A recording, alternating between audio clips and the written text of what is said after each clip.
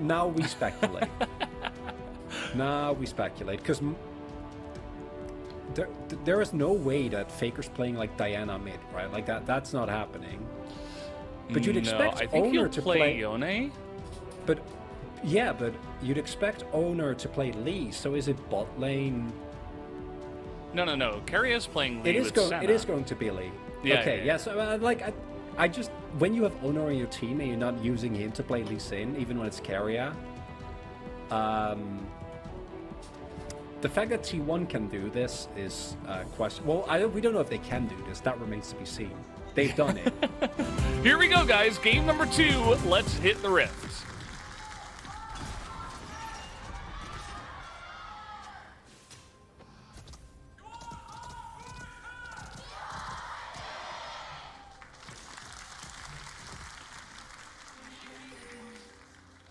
And here we are.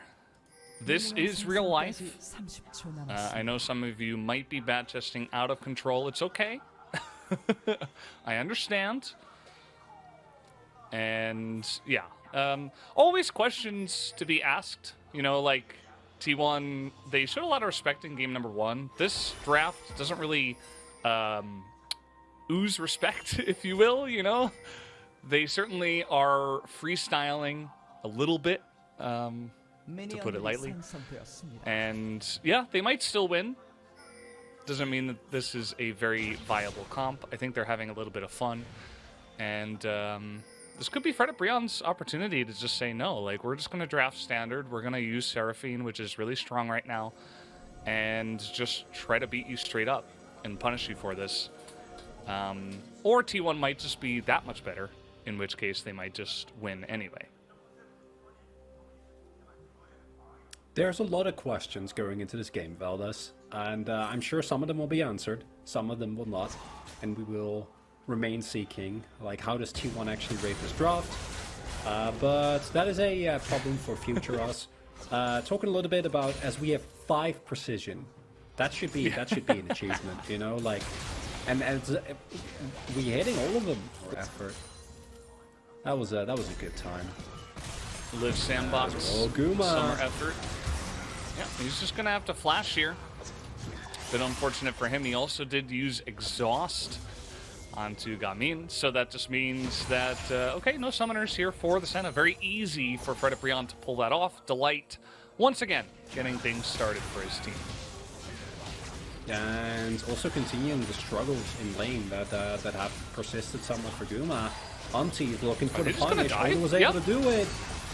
They're just going to go straight up the lane here and try to get this dive down. Gamin is very low, though, and he picks up first blood, but he's also taken down immediately as Carrier, level 2, level 3 now, actually hits that perfectly, as he will try to get the follow-up right over the wall, very clean, and there's the Ignite. Carrier picks up 1 kill. There's the Triumph. He's looking for another one as the Q is going to land onto Umpty. You gotta be kidding me. Can he get this kill? The answer is no. Carrier very close to picking up 3 on the back end of that fight.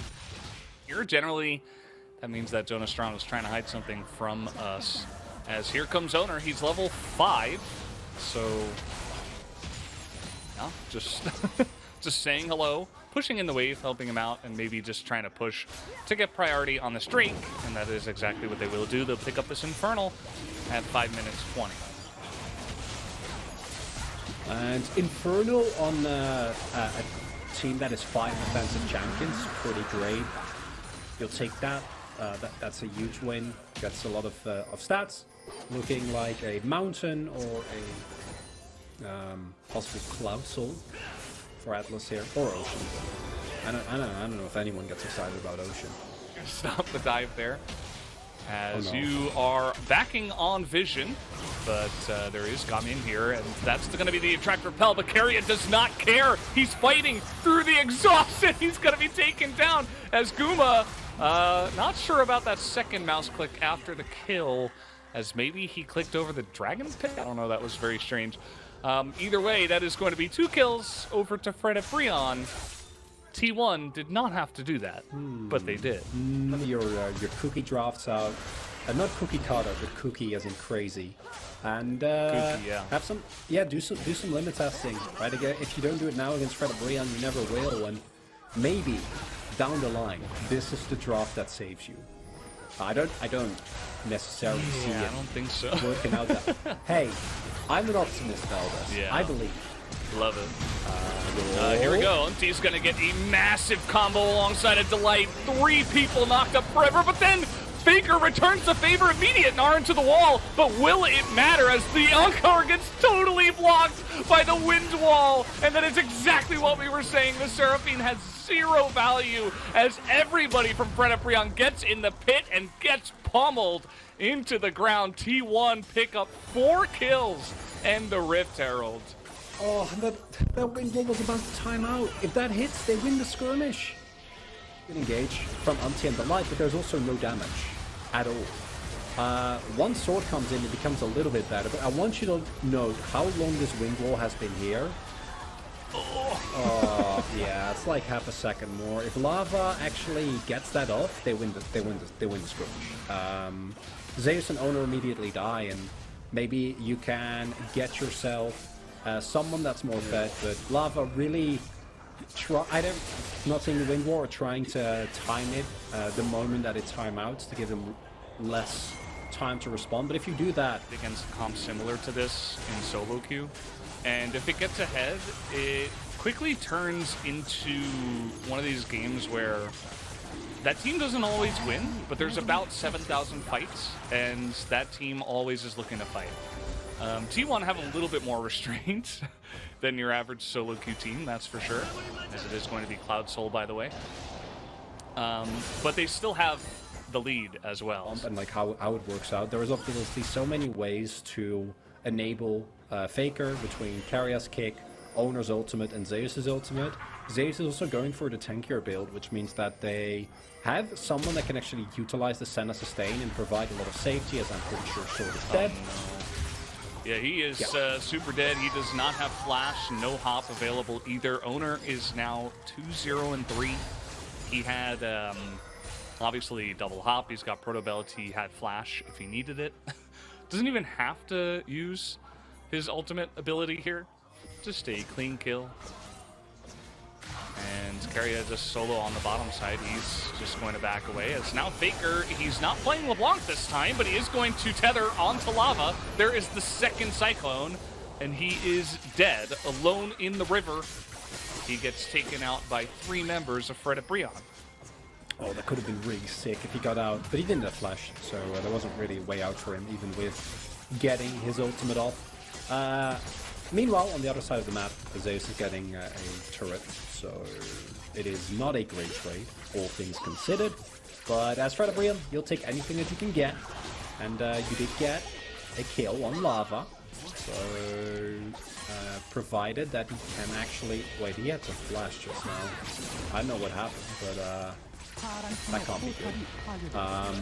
Yeah. and like... Not sure. We haven't even talked really about the Diana, because Diana in a situation like this actually gets so much more value, because with a lot of AP junglers, one of the issues with 4 different ways now, because you have Guma, and then you have Owner, and then you have Carrier, and it's just a lot of ways. But FREDIT, even though they're 5.5k gold down at 15 minutes, they will group, and they will fight. And a big Encore can turn anything around, Velves. Yeah. Certainly can. Do you believe? Yeah, I do agree. Yeah. Let's see. Lava has a crown. Owner has a really nice flank angle, though, as they are going to get on top of Sword to his Mega Gnar, but not that tanky. Finally, he is going to get into that Mega Gnar. The kick comes in as they're trying to get the steal, and that is a massive 3-man double ultimate to come in from T1. And there's even some fight back from Sword, but it's way too little, way too late. Oh man, T1, they just are styling on them. This is like the Harlem Globetrotters right now. They're just picking their favorite champs and just going to town. It's not fair. I don't get that reference at all, but what is happening to FREDIT here? It's very unfortunate, Velves, and I can only assume that your analogy is that as, Carrier gets a number of kills. Zeus is monstrously fed, and you see the composition there. Owner just walks through like 3 people, Carrier gets a kick. And then Faker ults, and then that's the end of it. And no encore, and no amount of damage, which Shred of BRION really is lacking, unless they get perfect setups, or not from behind, neither of which have been a reality this game. Just create a really... Sweet underbelly. The weak side is Zeus. Yep, he's going for the kill. This guy is dead. So dead. And actually, Guma picked up the kill. So after all that, he says, Zeus, you're not allowed to get even more fed. It's actually just illegal. As here comes Umpty. That's going to be an encore that's totally just missed. But Zeus does have to hop back here to his phone, trying to get a little bit more health. But now he tries to turn onto lava, as now he's got Keria around him. He was going to miss. Everybody is super low, and you just know that Owner is licking his lips, looking for those kills. As it is going to be actually Zeus dying in the end. And he does not care. He does not care. Oh, he goes down after all. Unfortunate scenario as it's a shellacking Veldas. It is not surprising. I'm after game number 1, we're first having a great KDA, but I don't. Owner. Yeah, Definitely an Owner for me. I honestly don't know. I guess it's Owner. Might be Zeus as well. He's also playing very, very well. Picked up a bunch of kills. Get some great ultimates. He just benefited off of Owner's engage. I mean, Yeah. he's definitely playing well himself. What about Karia's having the most fun? He's having the most fun. He certainly wins that award. He has a fantastic setup here as Gamian is going to survive for longer than expected. That is another huge Owner engage. As the Moonfall comes in, the damage is extremely large.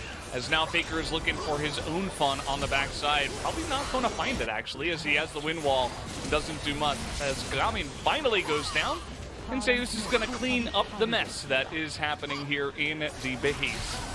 Sword pretty large, but they have the damage. That is a Meganar into the wall. And can they actually kill them? They can't quite get them both, as Zeus is unkillable on the backside of this fight. He will finish off the ace here for T1. 13,000 gold to lead.